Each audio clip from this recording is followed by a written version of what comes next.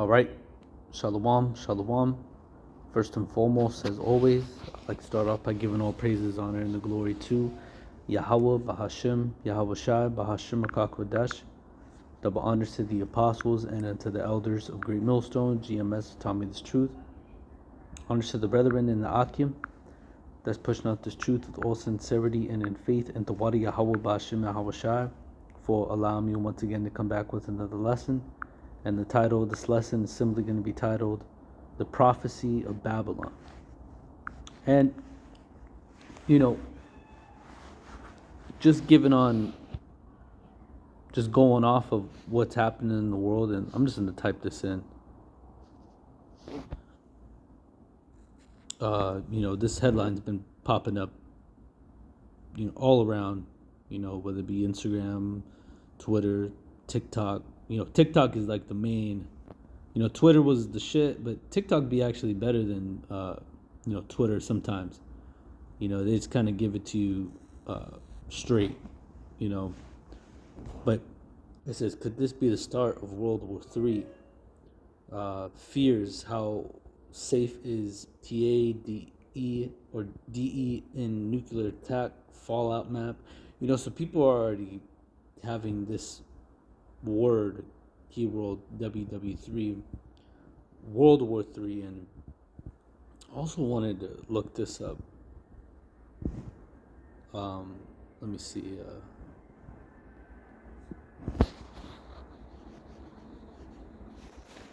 See what pops up. Let's see. Yep, and it says, I put in the question, how will World War III be fought? And it says a potential World War III in 2026 or beyond would likely be fought through a hybrid mix of massive cyber warfare, hypersonic weaponry, space-based assets, and conventional AI-driven systems with a high risk of escalation to tactical nuclear weapons. It would begin with rapid, non-kinetic attacks designed to disable civilians in infrastructure, followed by precision, high-speed strikes with military satellites and main times targets. So one of the ones that gets to questioning is hypersonic, which when you go to this word hypersonic, it is relating to or traveling at a speed of more than 5 times the speed of sound, which is Mach 5. And we have that. You have hypersonic missiles. There's a weapon system that travels the speed faster than Mach 5. Faster. So this is faster. And it says 5 times the speed of sound and over 3,800 miles per hour, and can maneuver unpredictably within the atmosphere. And see, and this is what's going to cause the destruction of Babylon. Those missiles, and a combination of not only just the missiles, but the angels, all right, and the destruction that's going to take place from within, America, which is Babylon the Great. So let's go here to the book of Isaiah 13:1. And it says, it's the burden of Babylon which Isaiah the son of Amos did see. And it says, and lift up a banner upon the high mountain, which mountains represents governments. Being the key government being Babylon the Great, which is America. The great whore, so to speak. And it says, and exalt the voice unto them, shake the hand, that they may go into the gates of the noble. I have sanctified, and I have commanded my sanctified ones. I have also called my mighty ones for mine anger, even them that rejoice in my highness. In verse 4 it says, the noise of a multitude in the mountains, like as of a great people, a tumultuous noise of the kingdoms of nations gathered together. And the Lord of hosts mustereth the host of the battle. So the Lord, because the word hosts or host means army. Now host representing multiple armies. And the Heavenly Father does have multiple armies. He has the armies down here on earth. He has the thousands of heaven, which are the angels. And also the army that's going to really take this place out is going to be those missiles. And he's the one that's mustering or mustereth the host of the battle, which when you go into that word mustereth, it says to attend, to muster, to number, to reckon, visit, punish, appoint, look after, care for. A good one is appoint, because he's the one that's going to,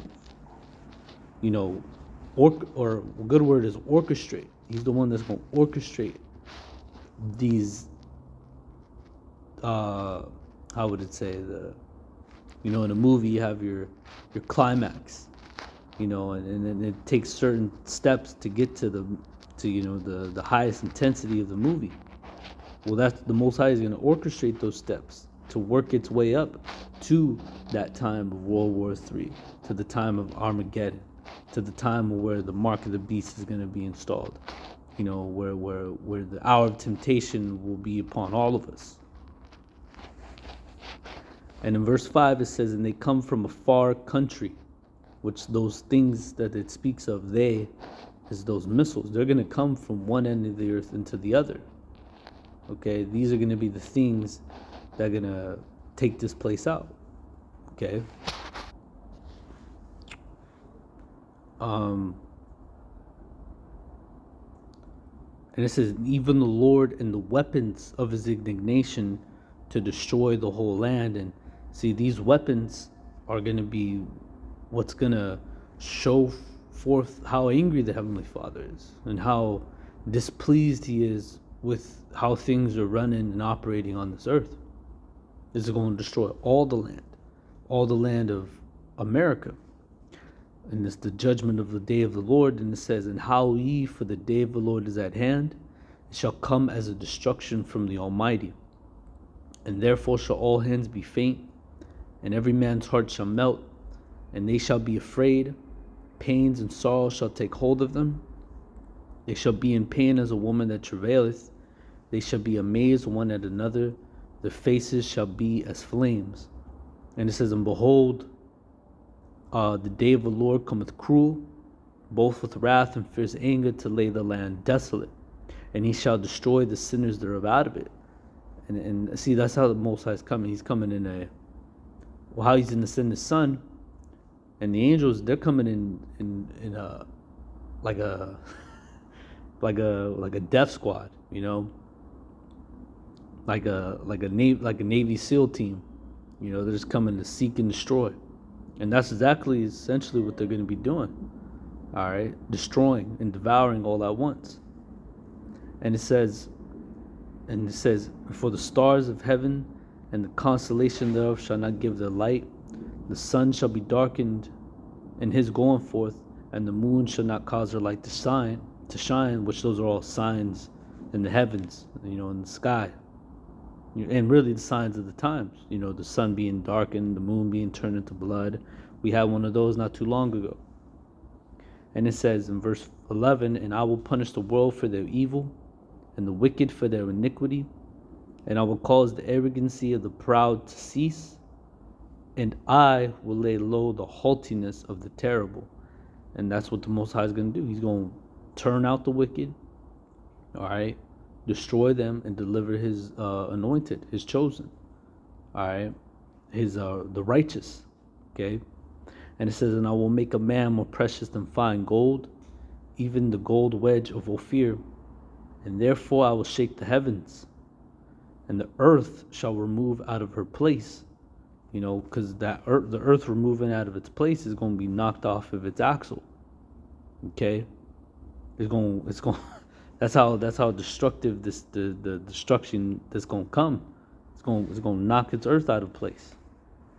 And it says, and in the wrath of the Lord of hosts, and in the day of his fierce anger, and it shall be as the chased roe, and as a sheep that no man taketh up. And they that shall, and it says, and they shall, yep, that's what it says. They shall every man turn to his own people and flee into his own land. And see, there's going to come a time where, people want to be coming to America. People ain't going to be wanting to come to America. People going to be wanting to get the hell up out of America. Okay? And it says, and everyone that is found shall be thrust through, meaning it's going to be, when they see you, it's going to be on sight, so to speak.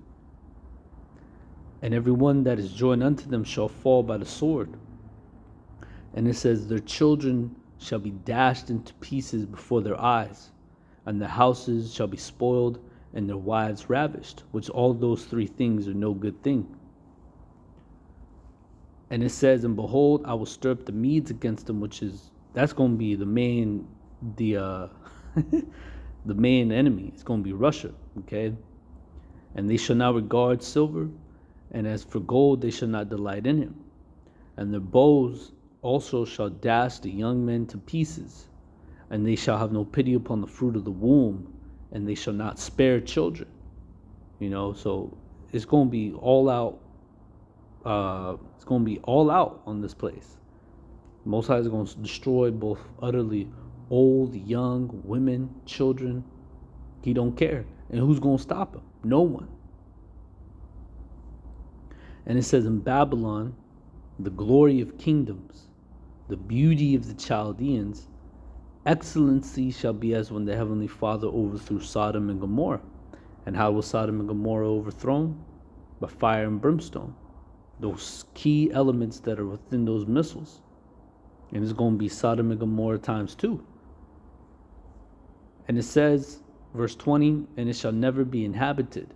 To this day, Sodom and Gomorrah, nobody goes there, nobody takes a vacation there, nobody goes and nobody does nothing there.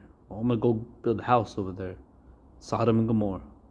We built this, luxurious city. It fell and it never rose again. And that's gonna be the same thing that's gonna be done to America. This place is gonna fall, and it's never gonna come back up on top ever again. And it says, and it shall never be dwelt in from generation to generation. Neither shall the Arabian pitch their tent there, and neither shall the shepherd make their fold there. But wild beasts of the desert shall lie there. So nothing but desert and doleful creatures are going to be here. And it says, and the house shall be full of doleful creatures.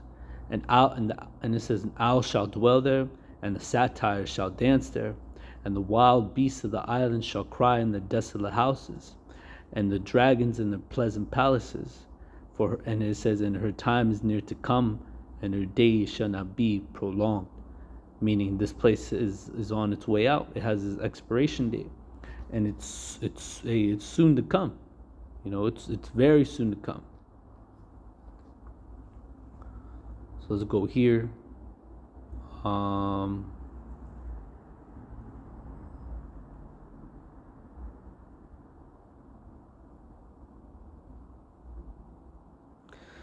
Second Ezra 16, and we'll start at 12. And it says, the earth quaketh, and the foundations thereof, and the sea rises up with waves from the deep, and the waves of it are troubled, and the fishes thereof also, before the Lord and before the glory of his power. Because when the Lord makes his return, you're not going to question on that day. When the Lord arrives and every eye shall see him, nobody's going to be thinking or considering, who could this be? What is this? Who is this person? What is this thing? You're going to know. And that's when the world and everything in the world is going to start to tremble, and somewhat, and also rejoice too, Us brothers that see it, we're going to rejoice and still be afraid at the same time. Even the trees are going to rejoice. The scriptures talk about that as well. When First Chronicles 16, I want to say.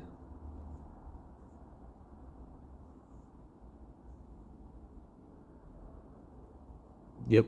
This is the book of First Chronicles 16 and 13, and it says, let's start at 30. Let's start at, you could really start at, let's start at 30. And it says, fear before him all the earth, and the world also shall be stable, that it be not moved.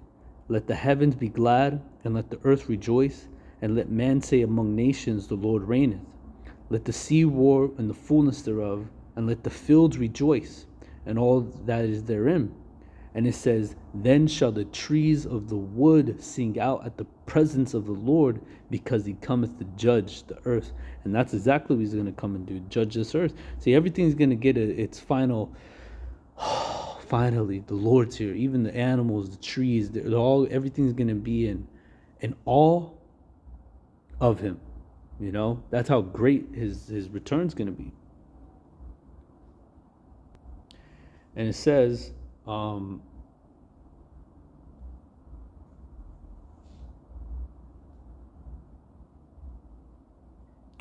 was I? I know I had something else. Is that all I had? Yeah. I guess I left off here.